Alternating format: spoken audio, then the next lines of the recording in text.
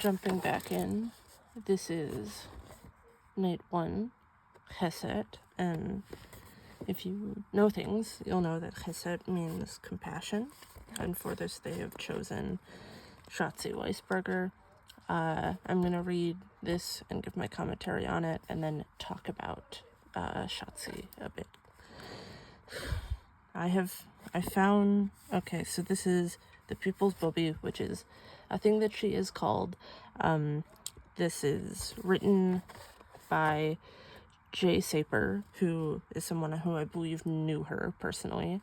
A lot of these are not written by people who personally knew these supposed ancestors, but this one is done by someone who does personally know the woman. I found a folded up yellowed piece of paper tucked inside a book that Shotzi left behind for me. Punctured grooves and darkened blisters from a piece of matzah placed on a copy machine filled the background. Handwritten text on 6-pointed stars welcomed all Jewish lesbians and daughters to the 1978 lesbian Seder at the Women's Coffee House in Greenwich Village. The paper cut out of a cup of wine sat adjacent to a bottle of Woman Shevitz. There is, I guess, nothing inherently wrong with this. Shotzi was very active in the scene of political lesbianism that was present in the 70s. And there is not an inherent issue with this part of the text. I think should remind people that it's not necessarily good to idolize these 1970s lesbian Jewish feminists, because a lot of them had some very problematic anti-Zionist ideals, some of which were intentionally brought into leftist spaces by the Soviet Union in order to destabilize the Israeli state and decrease its leftist allyship. And so on to the next paragraph.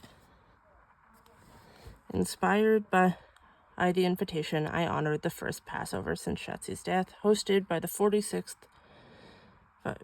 46th annual lesbian Seder for her chosen family. We gathered together in a home where Shotzi had long organized for Palestinian liberation. Just around the corner from where the Women's Coffee House once stood, I wove Shotzi's story through the Haggadah as I made, which centered around the voices of queer and trans Jews who have always been reimagining both our traditions and the world.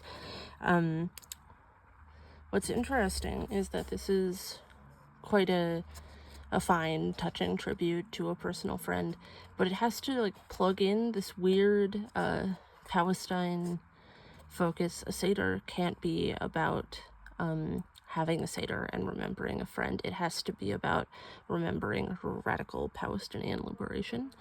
It is, and that's something in general. Most of this specific piece, which I think perhaps this is because this is written by someone who knew her personally, is not actually that objectionable, except for the fact that it kind of reminds me that queer and transgender Jews have, since October 7th, very much lost the sense of community that they used to have, because so many of these people are ardent anti-Zionist organizers and ardent anti-Israel organizers who do not actually seem to care that they are pinkwashing in an Islamist regime that throws people off of buildings. So we're gonna skip this bit because it's not that objectionable, and then we have queer anti-Zionist elders and ancestors at our back. We are each other's family, and we will always be, just as we did at the Seder that evening, welcoming one another home. Again, anti-Zionism really has very little to do with it, other than the fact that these people really feel the need to separate themselves from the rest of the American Jewish community. And then it goes a little bit into talking about Shotzi. Her father kidnapped her when she was 5 years old after her mother, May, came out as a lesbian. Because of her father's pervasive homophobia, Shotzi grew up in the foster system. The indignities she experienced as a child inspired her to dedicate her life towards building a better world. Shotzi began organizing against racist redlining practices on Long Island. She came to embrace her lesbian identity as political and agitated her community to take action. That's another thing, is that these modern people that wrote these things really want to be part of this political cutting edge Black Panthers and Lavender Menaces type of civil rights movement, and that's not the culture of protest anymore, and I honestly think it's a good thing that it isn't. But a lot of these people are very focused on idealizing and fetishizing this period that was actually very painful and very negative in a lot of ways.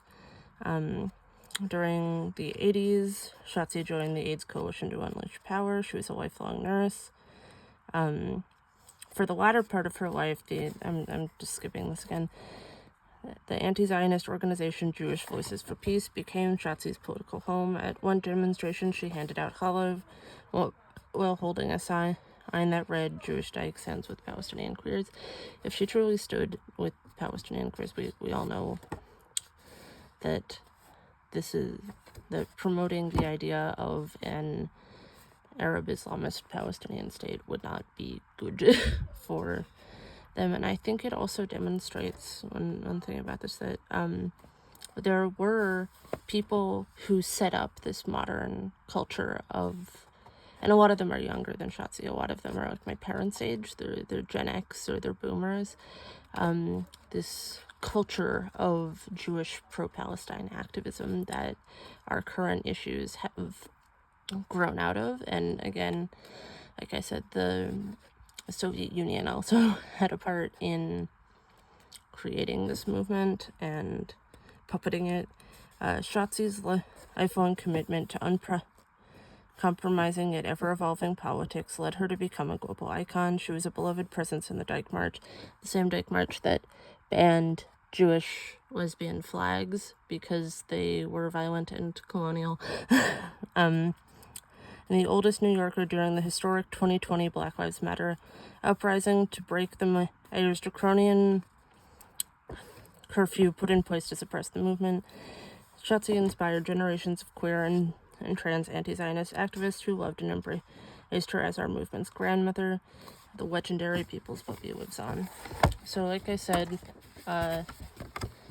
this thing came with these little cards that you're supposed to hang up in your sukkah. This one was also made by someone who knew Shotzi, and it has this slogan on it. I don't know if this is a thing she ever actually said, because I looked it up and the only source I could find for it was people quoting each other on social media. I think this might have been something that was made up for JVP's memoriam of her. And if that's the case, they really should not have put it in quotation marks, at least not in continuous quotation marks, because what I saw was perhaps that she, from trying to find the source of this quote, was perhaps that she said these two things separately, and then you don't connect them, you don't make them a continuous piece of writing, because that's not how accurate quotation works. But like I said, I have somewhat complex feelings about Shotzi as a person, because like the book says, she's very much the mother of these like queers for Palestine, anti-Zionists, and she, like I also said, spent a lot of her life pinkwashing a very violent Arab Islamist anti-Semitic regime, and she was an early founding member of JVP, who continues to be a bane on her existence.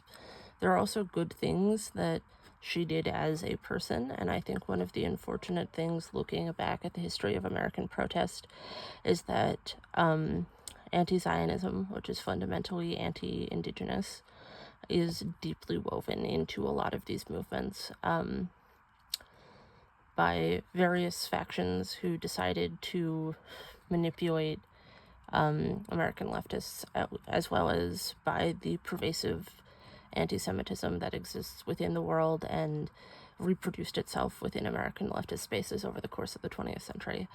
That was kind of heavy Next time, we'll be going over Leslie Feinberg, and that's it. Goodbye.